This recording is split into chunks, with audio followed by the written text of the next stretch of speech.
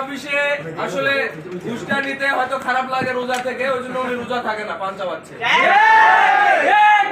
আমি মিথ্যা বলেন, আমি তারপর প্রমাণ দেব, তারপর এখান থেকে আপনি জুতার মালা গালায় দিয়ে আমি পুরো 5 মিনিট এক করা। যে 1 টাকা হলে তো নিছেন, সমিতি 1 টাকা হলে তো নিছে নাকি? 5000 বলবো না, 1 টাকা হলে তো নিছে। সেটা স্লিপ আমাদেরকে দিও।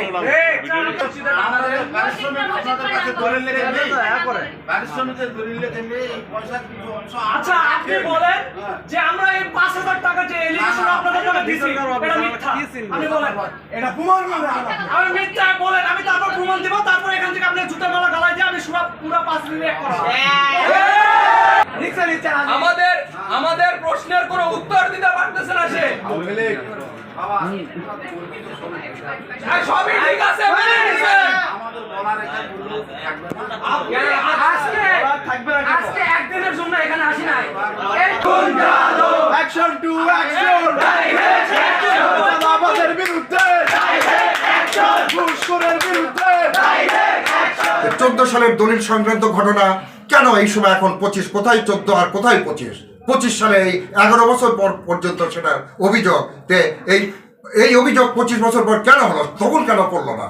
এই ব্যাপারে আজকে যে সমন্বয়করা যে এখানে এসেছে আমি নিজেও বলতে পারি না। আমি এখানে গতকাল 5 তারিখ বুধবার আমি এখানে সদ্য যোগদান করেছি। তারা যে এখানে যে আসবে, আমি এটা যোগদান করার পরেই আমাকে একটা স্ট্যাটাস দেখায়।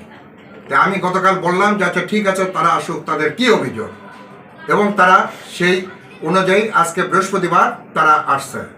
তারা আসে অতর্কিতভাবে এজলাসের সামনে এক পর্যায়ে মানে মারমুখী এমন এক পর্যায়ে আমার অফিসের কর্মচারী, তারপরে এমনকি মানে আমাকেও পর্যন্ত হাসত। অথচ আমি তাদেরকে বলেছি যে তোমাদের কি দাবি আছে তোমরা আমার কাছে উপস্থাপন করো, আমি এটা আমার ঊর্ধ্বতন কর্তৃপক্ষের নিকট আমি অবহিত করব। এটা যদি কোনো দোষী কেউ যদি প্রমাণিত হয়, বাস্তব যদি প্রমাণ হয়, এটা আমি সেটার ব্যাপারে স্টেপ নেব, আমার ঊর্ধ্বতন কর্তৃপক্ষকে আমি এটা অবহিত করব।